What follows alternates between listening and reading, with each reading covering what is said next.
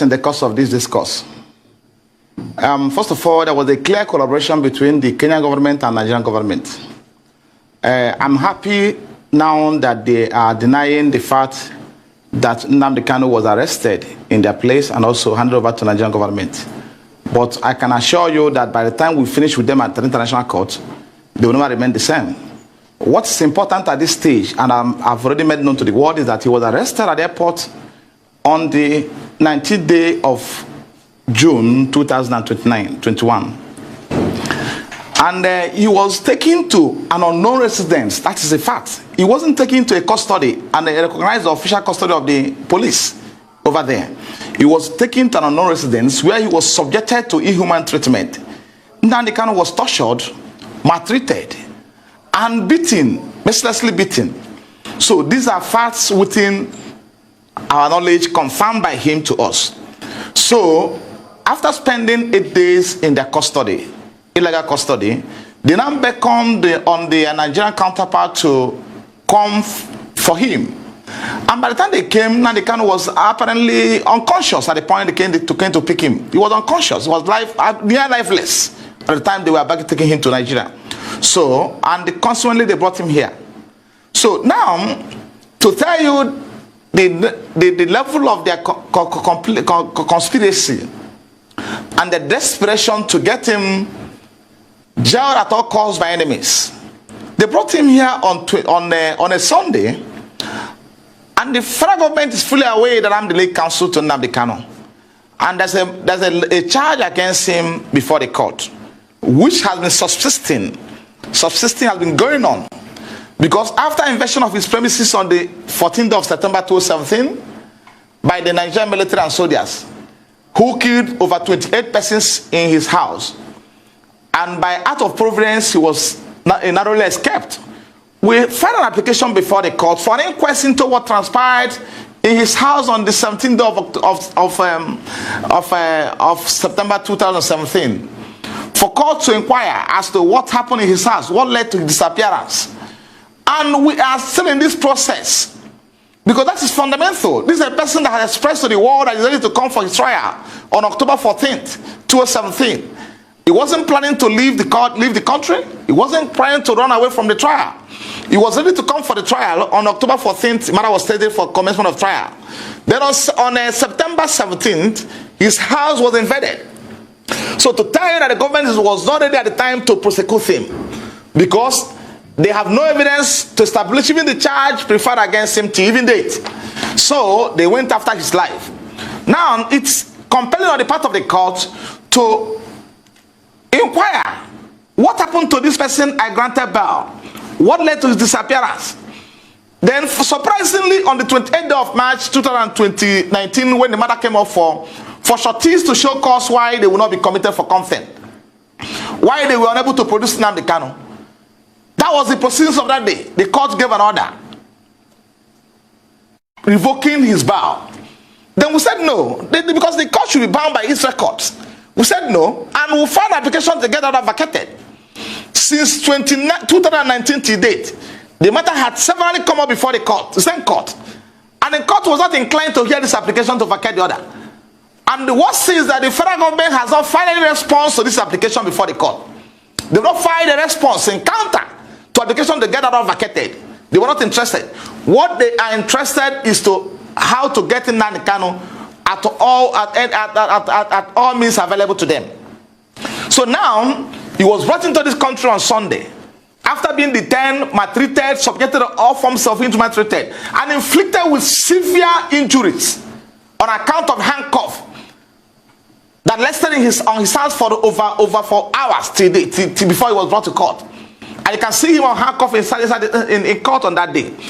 Those injuries are still there, and a number of medical issues he's having today on account of what was the kind of treatment that was meted out to him. So they took him to court on a Tuesday. Labaran, Shaibu Labaran, who is the counsel that was in court on that day representing federal government, is fully aware that Badesifanye Ejiofor is the lead counsel in this matter. And I've been in court with him in all cases affecting Nnamdi Kanu and IPOB. He never extended the courtesy of informing me that this matter, that my client was arrested was abducted, because in this case wasn't arrested. So but when we get to that bridge, we'll cross it. He was abducted and kidnapped from Kenya and brought into this country. So now he didn't feel it confident, didn't see it confident or didn't appropriate to inform me that my client was arrested and been brought to court on Tuesday. So that shows there's a collaboration between the government in question, as we stand today, and the people we are appearing before them. Because if at all there was any element of iota of transparency in what they're doing, is compelling on the part of the AG, not the lawyer representing the Federation, to inform me that they are coming to court on Tuesday, so I can come to court and see my client. I don't know what happened, and this is quite from what happened.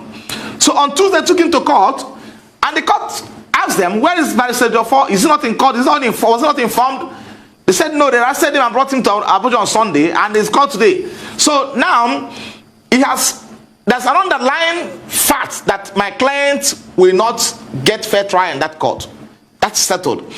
The issue of fair trial has been taken away by this collaboration. But we keep on watching. We are going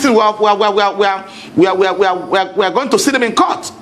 So that is what happened as of today. I've seen him, and he has given me every information and detail about what transpired in Kenya, how he was arrested, how he was taken to a non-destination, and how he was maltreated, how they nearly killed him over there. And it's obviously from what he told me that it was at the behest of the federal government that they were doing those things. So until when they beckon on them to come, these are against an obvious infraction to all international laws and treaties. So, but at that level, we're addressing it. We're going to address an international court at that level. So let me concern myself what's happening in the country. So it's obvious from every indication that my client will not get a fair trial in this court. Obvious. Until when the contrary is established. And now, Nnamdi Kanu was mandate in prison custody. Let me underline this fact. Long before he was granted bail, he spent over 2 years in custody before he was granted bail. The court itself is aware that he was in prison custody before he was granted bail. And at the point he was in prison custody, Nnamdi Kanu was never at any point in time made any effort to leave the prison without the judicial process. Now they remanded him in DSS custody, where they made it near impossible for his relatives. He is under a debilitating health situation. He has a medical condition that needs to be addressed as quick as possible, because it's only a living that can face trial. So this I can stop at this time. You will recall that on the day he was taken to court, that was last week Tuesday, Nnamdi Kanu was allowed to address the court because I was not in court. I was not in court. So that enough shows you that's the problem. Nnamdi Kanu is not a lawyer, and he has no competence to address the court. He might address the court, because if needful was done, I would have been in court to address the court, and also apply to the court that he should be remanded in prison custody. So that is a clear violation of his constitutional right to a fair trial. So because I was not in court, he was allowed to address the court. So that shows you that there is more to it than meet the eyes. Because they have, Labaran has my number. The office of AG has my number. They have simply put on call a call across to me that they've abducted, whatever they call it, they classified it as my client somewhere in Kenya, and brought him to here. And I take him to court on Tuesday to continue his trial. Then I'll be in court on Tuesday. And also convince the court of the reason why he should be sent to prison, to correctional center. But in this case, the court allow him, which is abnormal, which is unethical, allow him to address the court. Why should court be asking him why he run away when I'm not there? We have an application before the court which contains his affidavit on oath, deposed before a commissioner for oath in Israel, stating the facts of what transpired in his house on September 14, 2017. How he nearly escaped death. How he was ready to come to court on 14th of October 2017 to face trial. Then this are before the court, and court never entertained it. Court never entertained it. These are record black and white before the court.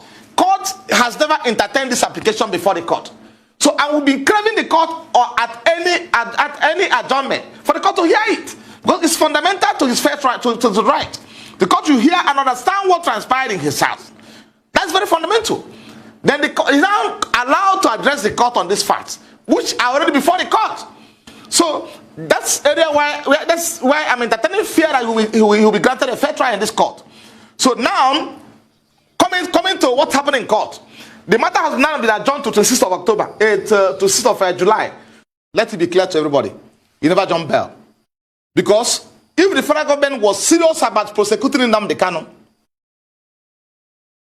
if they are serious about prosecuting him, they will allow him to come to court on September 14th, 2017, October 14th, 2017, to face his trial. Are you telling me that soldiers that invaded Nnamdi Kanu province are not from Abuja? Are they acting where they acted under the instruction of someone in Abia State? The answer is no. They came from Abuja and have the instruction of the federal government to go to his house. So and they are fully aware that Nnamdi Kanu was scheduled to be in court on October 14th. And in one of his broadcasts prior to the invasion of his premises, he told the world that he's coming to court with over 1 million members of IPOB. He informed the court all the world. So why didn't they allow him, if I have any case against him, to come to the court on October 14th? Probably at the end of the proceedings, they will arrest him. So he never jumped bail. This is a person, okay, assuming without considering to the fact that they succeeded in killing him on 14th of October, on September 14th, when they invaded his premises, will we be talking about his trial today or not? The answer is no. Because it's only a living that can face trial, and nothing more. If he was abducted, they succeeded in abducting him on that day they invaded his premises and killed over 28 persons, civilians or armed civilians, then we shouldn't be talking about what they're saying today. So, but by act of providence, he will never escape being killed. So these are people who are fully aware that he was scheduled to be in court on October 14th for his trial. And in Abuja here. So why can't you wait for him to come to court if I have any case against him? So, and we have supplied the court these facts. We have supplied the court circumstances that led to his disappearance from court. We have informed the court and convincingly that Nnamdi Kanu was ready to start his trial. But for the fact that his life is under threat. So the court is under compelling obligation to listen to the applications before him. Let me say this to you, because it's important for us to inform you appropriately. And whatever I'm saying today to you today, I will furnish you with documents to that effect, black and white. Before the date slated for his trial, the federal government, acting through the Attorney General of Federation, filed an application to vacate his bail, to vacate his bail, right? On the premise that he has violated his bail condition. This application was filed in black and white and served on me. And I responded to that application because it's a matter for court to decide. We cannot at this stage, at that point in time, or probably during that period, determine when Nnamdi Kanu violates his bail condition or not. And also, I want you to appreciate the fact that I had also filed an application to vary their bail condition before they file their own. So this is a pending application before the court. The court for the court to hear my application to vary his bail condition, hear the one filed by the federal government that he has violated the bail condition, and also hear the one I filed in reply to what the federal government filed, stating that Nnamdi Kanu never violated his bail condition. So they're supposed to hear those applications. The court is under a duty to hear those applications and make decisions